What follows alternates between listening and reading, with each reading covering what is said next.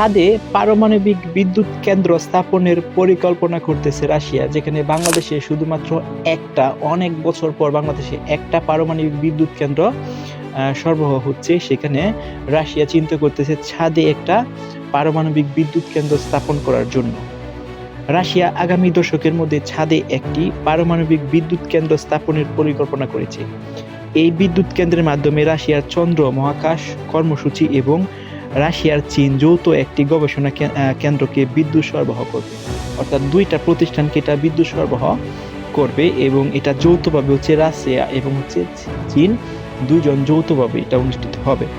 বিশ্বের একমাত্র প্রাকৃতিক উপগ্রহ চাঁদ অনুসন্ধানে যখন যুক্তরাষ্ট্র, চীন সহ শক্তিশালী দেশগুলো প্রতিযোগিতায় নেমেছে, তখনই এই পরিকল্পনাকে রাশিয়ার জন্য একটি কৌশলগত পদক্ষেপ হিসেবে দেখা যাচ্ছে।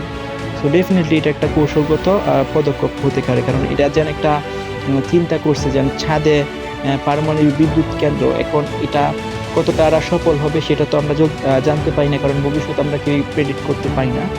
সো যদি ওরা সফল হয় তাহলে পৃথিবীর সামনে একটা নতুন একটা দিগন্ত উন্মোচন হয়ে যাবে।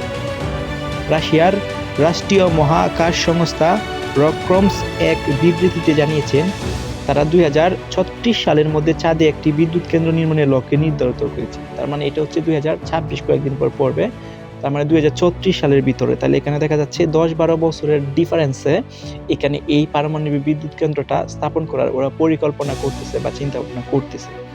এই জন্য তারা লাবুকিচিং অ্যাসোসিয়েশন নামে একটি মহাকাশ সংস্থার সঙ্গে একটি চুক্তি স্বাক্ষর করেছেন। এখন এই যে চুক্তিটা স্বাক্ষর করেছেন, তার মানে এই যে পারমাণবিক বিদ্যুৎ কেন্দ্রটাকে বাস্তবায়ন করার জন্যই। রসকমস্কের মতে এই বিদ্যুৎ কেন্দ্র রাশিয়ার চন্দ্র কর্মসূচি বিভিন্ন অংশে শক্তি যোগাবে। তার মানে চন্দ্র কর্মসূচি রাশিয়ার একটা প্রকল্প বা একটা মেগা প্রজেক্ট, যেখানে কোনো কিছু একটা এরা করতেছে। এর মধ্যে থাকবে চন্দ্র রোভার, একটি মানমন্দির এবং রাশিয়ার চীন যৌথ আন্তর্জাতিক চন্দ্র গবেষণা কেন্দ্রের অবকাঠামো বা যেটাকে আমরা বলি স্ট্রাকচার। রসকম জানিয়েছেন এই প্রকল্পটি একটি স্থায়ী ও কার্যকর বৈজ্ঞানিক চন্দ্র কেন্দ্র গড়ে তোলার দিক গুরুত্বপূর্ণ পদক্ষেপ। এটি এককালীন মিশনের যুগে পেরিয়ে দীর্ঘমেয়াদী চন্দ্র অনুসন্ধান কর্মসূচিতে রূপান্তরের পথ তৈরি করবে। যদিও রকসমস স্পষ্টভাবে বলেনি যে বিদ্যুৎ কেন্দ্রটি পারমাণবিক হবে, তবে তারা নিশ্চিত করেছে এই প্রকল্পে রাশিয়ার রাষ্ট্রীয় পারমাণবিক সংস্থা রোস্টম এবং চীন পারমাণবিক গবেষণা প্রতিষ্ঠান কুরসাউন ইনস্টিটিউট যুক্ত হয়েছে। 1961 সালে সোভিয়েত মহাকাশচারী ইউরি গ্যাগারিন প্রথম মানুষ হিসাবে মহাকাশে পা রাখার পর থেকে মহাকাশে অনুসন্ধানটা রাশিয়ার নিজেকে একটি শীর্ষ শক্তি হিসাবে তুলে ধরেছে।